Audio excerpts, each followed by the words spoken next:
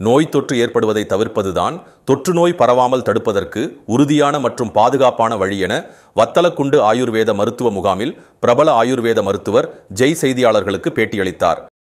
திண்டுக்கல் மாவட்டம் வத்தலக்குண்டு அகராகாரத்தில் குடியிருந்து வந்த ஆசிரியர் நாகலட்சுமி மற்றும் ரயில்வே அதிகாரி முத்துநாராயணன் நினைவாக ஆயுஷ் ட்ரஸ்ட், ஆயுர்வேதா மற்றும் ஸ்ரோபிராக்டிக் கிளினிக் மற்றும் நஸ்யா தமிழ்நாடு ஆயுர்வேத மாணவர்கள் கூட்டமைப்பின் சார்பில் ஆயுர்வேத மருத்துவ முகாம் நடைபெற்றது. இந்த முகாமினை ஆயுஷ் தொலைக்காட்சி நிறுவனர் ஹரி துவக்கி வைத்தார். தகவல் தொழில்நுட்ப தலைமை பொறியாளர் ரமேஷ் முன்னிலை வகித்தார்.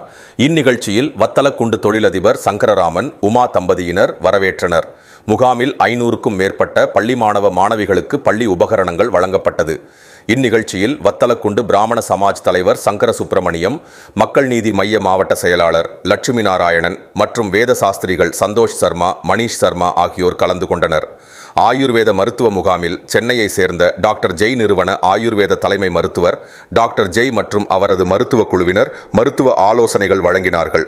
நடைபெற்ற முகாமில் முதியோர்களின் தனிப்பட்ட சுகாதார தேவைகளை வலியுறுத்தும் வகையில் நிபுணர் ஆலோசனைகள் மற்றும் சுகாதார பரிசோதனைகளை வழங்கினார்கள். வயது தொடர்பான நோய்களை நிர்வகித்தல், நோய் எதிர்ப்பு சக்தியை மேம்படுத்துதல் மற்றும் ஒட்டுமொத்த உயிர் சக்தியை மேம்படுத்துதல் ஆகியவற்றில் தனிப்பட்ட ஆயுர்வேத வழிகாட்டுதலால் பங்கேற்பாளர்கள் பயனடைந்தனர்.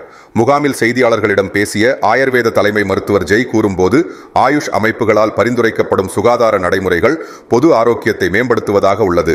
உண்மையில் அவை மனதிலும் உடலிலும் நேர்மறையான தாக்கத்தை ஏற்படுத்துகிறது. இந்த அறிகுறி நோய்களுக்கு அப்பால் சென்று ஒரு தனிநபரின் ஒட்டுமொத்த பலம் மற்றும் பலவீனம் மீது வேலை செய்வதை நோக்கமாக கொண்டுள்ளன. அவை பொதுவாக பக்க விளைவுகள் அற்றவையாகவும் மேலும் அவற்றின் பலன்கள் நீண்ட காலம் நீடித்திருப்பவையாகவும் உள்ளன. கோவிட் போன்ற பெருந்தொற்று காலங்களில் இந்த நோய்க்கு திட்டவட்டமான சிகிச்சை இல்லை என்பதால் நோய் தொற்று ஏற்படுவதை தவிர்ப்பதுதான் தொற்று நோய் பரவாமல் தடுப்பதற்கு உறுதியான மற்றும் பாதுகாப்பான வழி. இதன் விளைவாக ஒரு நபரின் நோய் எதிர்ப்பு சக்தி, கோவிட் நோய் தடுப்பு மற்றும் சிகிச்சையில் ஆயுர்வேதம் முக்கிய பங்கு வகித்தது.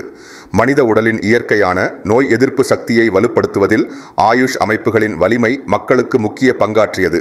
தற்போது ஆயுஷ் அமைப்பின் மூலம் இந்திய மருத்துவத்திற்கு தேவையான மூலிகைகள் வளர்ப்பதில் கவனம் செலுத்துவதாக தெரிவித்தார்.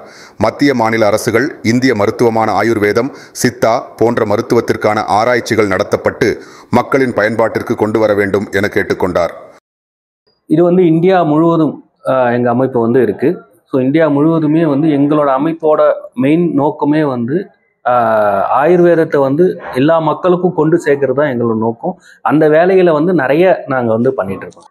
பெருந்தொற்று காலத்தில் நான் சென்னையில் மயிலாப்பூரில் இருக்கேன். மயிலாப்பூரில் நான் தனியாகவே எங்களோட அமைப்பு சேர்ந்தவங்க ப்ளஸ் கவர்மெண்ட்லேருந்து நாங்கள் ஒரு கோவிட் கேம்ப் வச்சு ஒரு மாதத்துக்கு நாங்கள் நடத்தி அதுலேருந்து ஒரு 70-80 பேஷண்ட்டுக்கு நிவாரணம் அளித்தோம். அதுலேருந்து தொடர்ந்து நாங்கள் இந்த சேவையை பண்ணிட்டு இருக்கிறதுனால ரெகுலராக மெடிக்கல் கேம்ப்பு இல்லை மக்களுக்கு தேவையான விழிப்புணர்வு ப்ரோக்ராம் இந்த மாதிரி நிறையா பண்ணிகிட்டே இருக்கோம். வருஷம் ஏதாவது ஒன்று பண்ணிகிட்டே இருக்கோம். நிறையா மெடிக்கல் கேம்ப் பண்ணிகிட்ருக்கோம். இது இந்த வருஷத்தில் எங்களோட முதல் கேம்ப். போன வருஷம் மொத்தமாக ஒரு 30-35 மெடிக்கல் கேம்ப் பண்ணியிருக்கோம். அதாவது மக்களுக்கு ஃபஸ்ட்டு இந்திய மருத்துவத்தோட விழிப்புணர்வு கொண்டு வரணும். இந்திய மருத்துவ முறையிலையும் நிறைய மருந்து இருக்குது. அதுக்கும் நிறைய உங்கள் நோய்க்கான தீர்வு இருக்குது அப்படின்றது மக்களுக்கு தெரியணும். அதனால தான் ஃபஸ்ட்டு நாங்கள் ஒரு நாள் 3 நாள் அந்த மாதிரி மருந்து கொடுப்போம். அந்த மருந்தில் அவங்களுக்கு சரியாகும்போது அவங்களே எங்களுக்கு திருப்பி மருந்து வேணும் இந்த மாதிரி நிறையா காண்டாக்ட் பண்ணுவாங்க. நாங்கள் இப்போ போன வருஷத்தில் ஒரு ஐஐடியில் ஒரு கேம்ப் பண்ணோம். அது ராமேஸ்வரத்துலேருந்து மீனவர்கள்லாம் வந்திருந்தாங்க.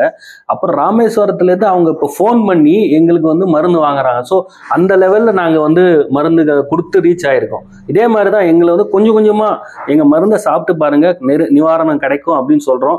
அவங்க சாப்பிட்டு பார்க்குறாங்க, நிவாரணம் தான் கண்டிப்பாக திருப்பி வாங்குறாங்க எங்ககிட்டேருந்து. இப்போ சென்ட்ரல் கவர்மெண்ட்டும் ஸ்டேட் கவர்மெண்ட்டும் சேர்ந்து கொஞ்சம் கொஞ்சமாக இந்த இந்திய மருத்துவத்தை முறையில் விரிவுபடுத்திட்டு இருக்காங்க. நீங்களே கேள்விப்பட்டிருப்பீங்க. அதாவது எம்பிபிஎஸ் முடித்து இன்டர்ன்ஷிப் பண்ணுறாங்க. அவங்களுக்கு 1 மாதமோ 2 மாதமோ ஆயுஷ் மருத்துவத்தில் போஸ்டிங் போட்டிருக்காங்க. அந்த லெவலில் ஆயிருக்கு. அதே மாதிரி அடுத்தடுத்த ஸ்டெப்பு நிறைய கவர்மெண்ட் அலோபதி ஹாஸ்பிட்டல்ஸில் ஆயுர்வேதா விங்கு, இந்திய மருத்துவ விங் அந்த மாதிரி வைக்கிறதுக்கான பேச்சுவார்த்தைகள் நடந்துகிட்ருக்கு. ஒரு பிஹெச்சி, ஒரு தலைமை இது மாநகராட்சி அந்த மாதிரி இதுலேயும் இருக்குது. பட் அதை இன்னும் கொஞ்சம் விரிவுபடுத்தணும். கொஞ்சம் கொஞ்சமாக தான் பண்ணுவாங்க. ஏன்னா இப்போ வந்து மக்கள் அவங்க வந்து கேட்கறது ஒன்றே ஒன்று தான், மக்கள் விழிப்புணர்வு வந்து மக்களே கேட்டாங்கன்னா நாங்கள் கண்டிப்பாக பண்ணி தரோன்றாங்க. ஸோ அதுக்கான வேலைகளை நாங்கள் பண்ணிட்டு இருக்கோம். மக்கள் வந்து கேட்க கேட்க அரசாங்கம் வந்து கண்டிப்பாக பண்ணித்தரோம். எங்கள் மருந்து வந்து செடி கொடி அந்த மாதிரி இதில் வந்து நாங்கள் பண்ணும்போது எங்களோட வைத்தியம் வந்து ஒரு நோயை வந்து அதோட வேர்லேருந்து சிகிச்சை பண்ணி கொண்டு வந்து சரியாகிறதுக்கு கொஞ்ச நாள் ஆகும். மருந்து ஸ்லோவாக தான் வேலை செய்யும், பட் பரிபூர்ண குணம் கிடைக்கும் எங்களுதுல. ஃபஸ்ட்டு உங்களுக்கு வந்து வலியோ இல்லை வேற ஏதாவது இருந்தால் அலோபதி மருத்துவத்தை எடுத்துட்டு அந்த வலி கம்மியான பிறகு அதுக்கு பரிபூர்ணத்துக்கு எங்களுக்கு வந்தீங்கன்னா நாங்கள் வந்து அது பரிபூர்ணம் சரியாக்கும். ஸோ ரெண்டுமே சேர்ந்து பண்ணும்போது மக்களுக்கு என்ன தீர்வு இருக்குமோ அது வந்து கண்டிப்பாக கிடைக்கும் சார். இப்போ வந்து எல்லாருமே வந்து மருத்துவர்கள் ஆயிட்டாங்க சார். அதுதான் வந்து ஒரு கவலைக்குரிய விஷயம். அது வந்து ஆகக்கூடாதுன்றது தப்பு கிடையாது. பட் இதில் வந்து என்ன ஒரு விஷயம்னா, நம்ம எது சொன்னாலுமே அதை வந்து தெளிவாக சொல்லணும். சில விஷயங்கள் வந்து இவ்வளோ நாள்கள் தான் செய்யணும், இவ்வளோ நாள் தான் சாப்பிட்ணும், இவங்க தான் சாப்பிட்ணும். இப்போது நான் ஒருத்தருக்கு மருந்து கொடுக்குறேன், அந்த மருந்து வந்து அவருக்கு சரியாக போச்சுன்னா அவரே வந்து இந்த மருந்து சாப்பிட்டு இந்த நோய் சரியாயிடும் அப்படின்ற மாதிரி சொல்கிறாங்க. நாங்கள் வந்து அவரோட குணம், அதாவது வாதப்பித்த கஃபத்தை பார்த்து அவருக்கு என்ன தேவையோ அந்த மருந்து கொடுக்குறோம்.